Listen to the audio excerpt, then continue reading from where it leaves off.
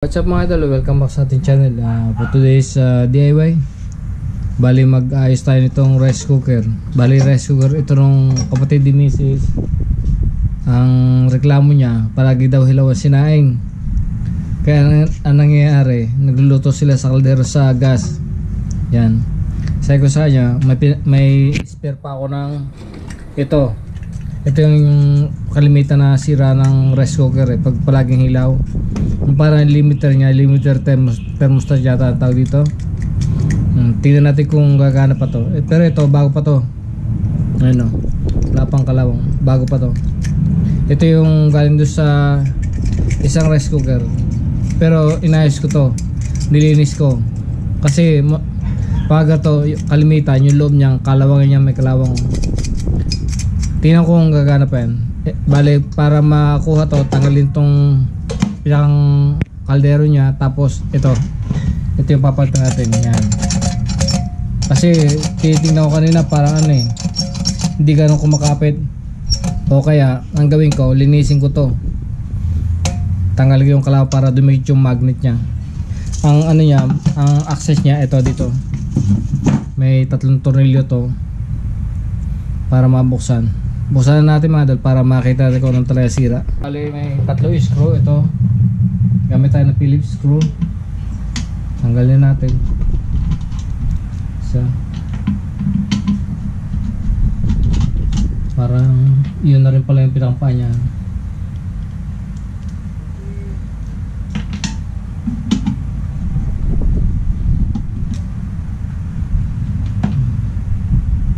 Yun natin. Yan. So ito yung tatanggalin natin. Para tanggalin natin to, parang may dalawang siya. Ito nakabukas to. So ang gagawin natin, i-UP natin. Tapos ito babaloktot natin para lumusod dito. Kasi ngayon para hindi ito matanggal, nakalapat siya. So lock siya dito, kaya hindi siya matanggal. Kaya lang tatanggalin natin. Gamit lang tayo ng flat screw or long nose. Flat screw na lang para safe. Hindi matang.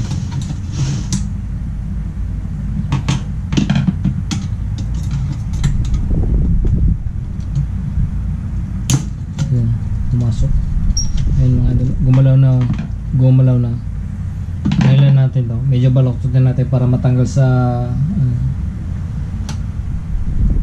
gaganon nyo lang, parang isasabay nyo lang sa groove nya diba.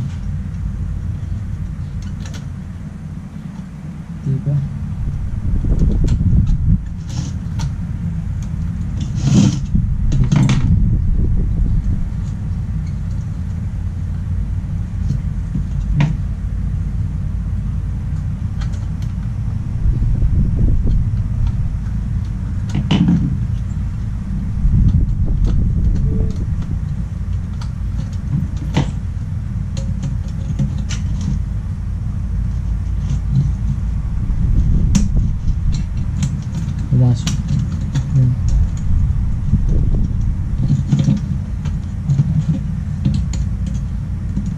Medyo mahigpit, masyado nakalabas. Yan. So isa gawin din natin. Yun, nahugot na mga idol. So ito lang yun. Tingnan kung medyo maluwag na. Madali siyang umangat. Halos hindi na kumakapit yung magnet niya. I-compare natin dito sa bago. Ito, ayun o, medyo mag-ganit pa siya, sumasama yung ito isa halos hindi na ba yun? Ito ba yun? Hindi. Ito yun. Kaya sumasama, hindi na gumagalaw yung nyo. Ito compare dito sa bago. Ayun o, diba nakaganyan pag engage, gumagalaw yung ibig sabihin maganit pa yung magnet niya. Tignan natin mal kung okay pa to. Bali ito yung naglalak sa kanya para hindi mahugot. Kakawalan natin ng gato konti. Yan. Medyo bubukan natin para madaling sungkitin mamaya. Ganun lang. Ibalik na natin. Pero ito kailangan tama to sa kwan dito. Ito, dito siya ilulusot to. Dito sa kita ba? Diyan natin ilulusot. Tingnan natin kung okay ba. Pag ano lang.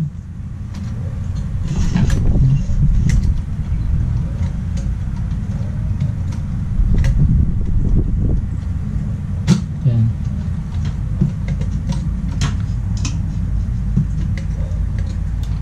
Hindi sumalay ba sa butas.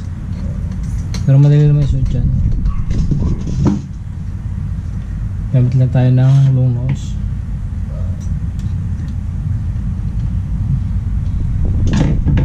Idiin natin sa likod para hindi mat. Yan. So lapat na siya. Ayun. Napasok na siya. Ngayon para mag-lock siya, ibubukas natin to. Palalaparin natin.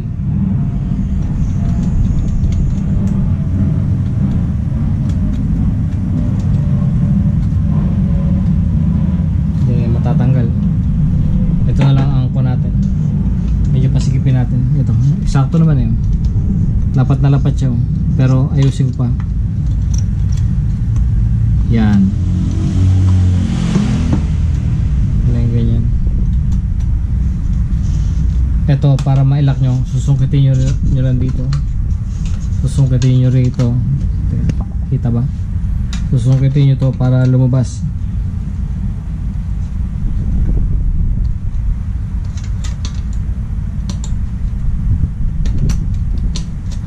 Pero kailangan ano to, yung loob ano nyo kasi maangat din.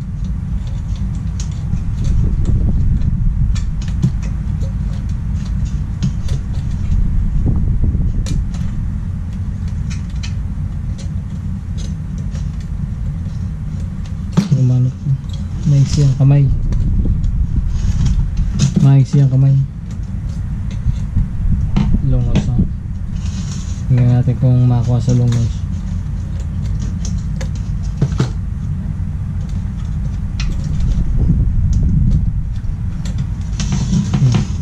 Naglock na isa. Nila isa. Kaso kailangan ayusin kasi hindi ko madukot dito eh. Yan, pantay na siya. Ito na lang isa. Pero tingnan ko muna kung flat ba rito sa kabila. Medyo kabang patas. Itutulak lang natin dalawa. Sukatin na natin ng screw. Yan. Buti pa ito isa madali. Yan, okay na, gano'n lang. Tiba na, hindi na gumagalaw. Yan. Flat na flat siya. Tingnan natin kung okay na okay siya. Yan. Tingnan natin kung pag inilapat, kunyari ito may laman. Ayun. Tingnan natin kung ano siya.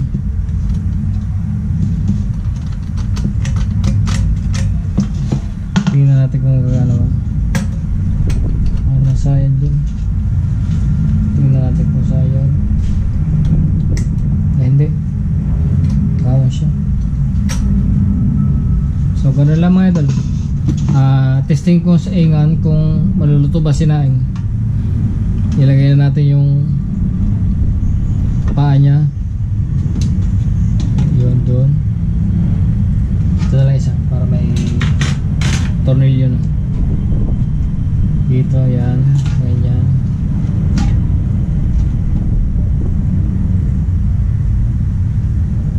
Yun. Dito ako tumitingin. Sabi ko, ba't walang butas? Iba nga pala ano to. Dito nga pala ang style ko. Tabingi pa.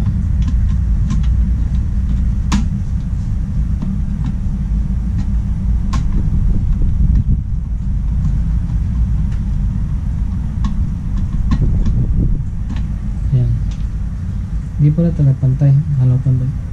May butas pala yun mga idol. Kaya pala sagot parang hindi pantay.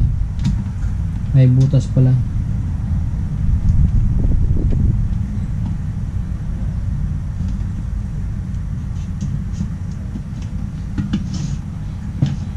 Ito yung mga idol oh. Ito yung kailangan pasutin yung sa butas. Ito. Ayan oh. Yan. Dapat nasa butas na yan. Kaya pala kanina sabi ko parang hindi pantay. Pala may butas pa. Tanggal ko yung kabila. Parang mali yung lagay ko dun. Tanggal ko to. Parang mali yung lagay ko. May butas. So hanapin natin yung butas. Yun. Ito yun. Dito natin ipapasok sa maliit na yun. Yan. Dyan o. Itong pinakang hook to. Ayan. Yan. Yan, okay na. Saka sa loob ang daming dumi oh. Tingnan natin kung maluluto si Naing. Saingan ko lang mga idol. Saingan ko lang mga idol. Sandali ha. So bale mga idol, dito ako magsasaing para ma-monitor siya kung tumatas ba agad o hindi. Ayan o. So bale ibaba na natin. Tingnan natin kung nagana. Yun. May cook. Bale 10 minutes na nakabukas yan. Ayan, nag-i-steam na oh. Pero nasa cook pa rin siya. Hindi pa siya umangat. Tingnan natin yung loob. Ayan oh. Kumukulo na siya. Tingnan natin hanggang mamaya kung siya ba iangat agad o hindi. Pero ngayon nasa cook pa rin siya. Hindi siya nalipat ng warm. So baka okay to. Baka hindi na maghilaw si Naing. Yun. Nagbalik na sa warm mga idol. Ayun o. Kita nyo? Ayun o. Bumalik na sa warm. Itas ko ng konti. Hindi ko lang. Bumalik sa warm o. Nasa warm na yung ilaw dito. Bumalik na. Pero ang tanong, tingnan natin kung ilob kung wala ng tubig. Ayun mga idol. Luto, sinaing. Okay. Ayun o. Luto, sinaing. Hindi kayo maniwala yan o. Ang ganda ng luto. So okay mga idol. So ganoon lang pala mga idol. Pagka ang issue ng rice cooker nyo ay laging hilaw ang sinaing, yun lang palitan nyo. Kasi ito okay na to.